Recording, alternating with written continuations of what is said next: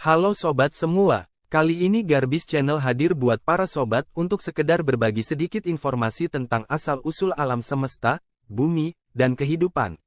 Istilah evolusi biasanya merujuk pada evolusi biologis makhluk hidup. Namun, proses pembentukan dan perubahan planet, bintang, galaksi, dan alam semesta seiring waktu juga merupakan jenis evolusi. Dalam semua kasus ini, terjadi perubahan seiring waktu, meskipun proses yang terlibat sangat berbeda.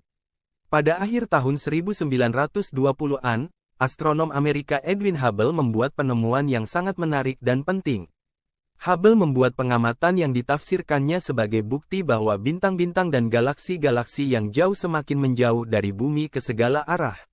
Selain itu, kecepatan pergerakannya meningkat seiring dengan jarak, sebuah penemuan yang telah dikonfirmasi oleh berbagai pengukuran berulang sejak zaman Hubble. Implikasi dari temuan ini adalah bahwa alam semesta sedang mengembang. Hipotesis Hubble tentang alam semesta yang mengembang mengarah pada kesimpulan tertentu. Salah satunya adalah bahwa alam semesta lebih padat pada waktu sebelumnya. Dari kesimpulan ini muncul dugaan bahwa semua materi dan energi yang diamati saat ini di alam semesta awalnya terkondensasi dalam masa yang sangat kecil dan sangat panas. Sebuah ledakan besar, yang dikenal sebagai Big Bang, kemudian menyebabkan materi dan energi mengembang ke segala arah. Hipotesis Big Bang ini menghasilkan lebih banyak kesimpulan yang dapat diuji.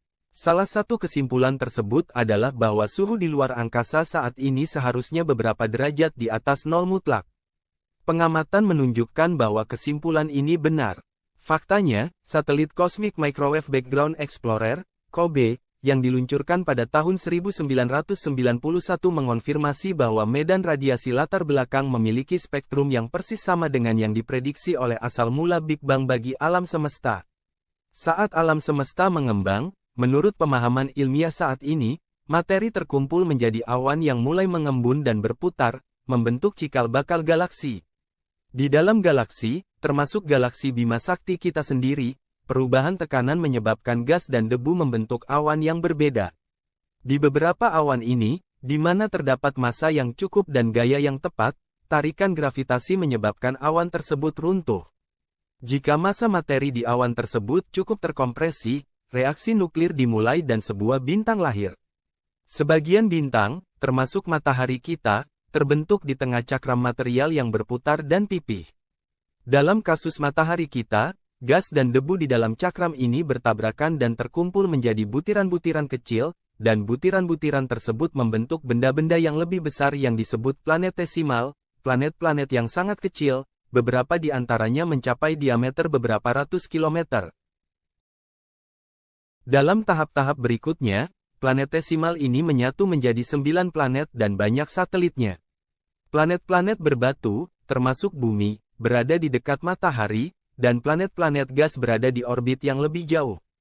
Usia alam semesta, galaksi kita, tata surya, dan bumi dapat diperkirakan menggunakan metode ilmiah modern. Usia alam semesta dapat diperoleh dari hubungan yang diamati antara kecepatan dan jarak yang memisahkan galaksi.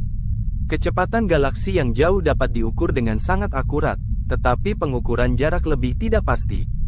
Selama beberapa dekade terakhir, pengukuran ekspansi Hubble telah menghasilkan perkiraan usia alam semesta antara 7 miliar dan 20 miliar tahun, dengan pengukuran terbaru dan terbaik dalam kisaran 10 miliar hingga 15 miliar tahun. Cakram debu dan gas, yang tampak sebagai pita gelap dalam foto teleskop luar angkasa Hubble ini, membelah nebula yang bersinar di sekitar bintang yang sangat muda di konstelasi Taurus. Cakram serupa dapat dilihat di sekitar bintang-bintang terdekat lainnya dan diperkirakan menyediakan selengkapnya. Usia galaksi Bima Sakti telah dihitung dengan dua cara. Salah satunya melibatkan studi tentang tahap evolusi bintang-bintang berukuran berbeda yang diamati dalam gugus bola. Gugus bola terjadi dalam lingkaran cahaya redup yang mengelilingi pusat galaksi, dengan setiap gugus berisi 100.000 hingga 1 juta bintang.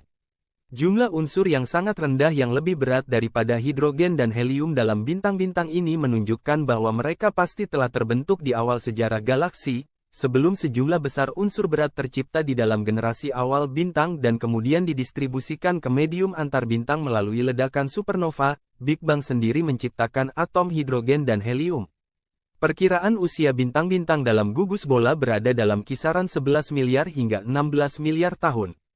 Metode kedua untuk memperkirakan usia galaksi kita didasarkan pada kelimpahan beberapa unsur radioaktif berumur panjang di tata surya saat ini. Kelimpahannya ditentukan oleh laju produksi dan distribusinya melalui ledakan supernova. Menurut perhitungan ini, usia galaksi kita adalah antara 9 miliar dan 16 miliar tahun. Dengan demikian, kedua cara memperkirakan usia galaksi Bima Sakti saling sesuai, dan keduanya juga konsisten dengan perkiraan usia alam semesta yang diperoleh secara independen. Unsur-unsur radioaktif yang terjadi secara alami di bebatuan dan mineral juga menyediakan sarana untuk memperkirakan usia tata surya dan bumi. Beberapa unsur ini meluru dengan waktu paruh antara 700 juta hingga lebih dari 100 miliar tahun. Waktu paruh suatu unsur adalah waktu yang dibutuhkan separuh unsur untuk meluru secara radioaktif menjadi unsur lain.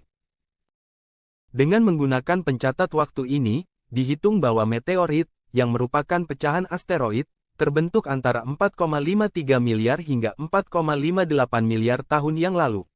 Asteroid adalah planetoid kecil yang berputar mengelilingi matahari dan merupakan sisa-sisa nebula surya yang memunculkan matahari dan planet-planet.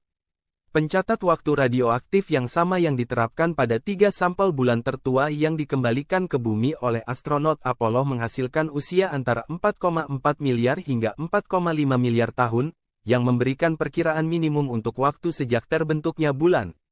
Batuan tertua yang diketahui di bumi terdapat di Kanada bagian barat laut, 3,96 miliar tahun, tetapi batuan yang telah diteliti dengan baik yang usianya hampir sama juga ditemukan di bagian lain dunia.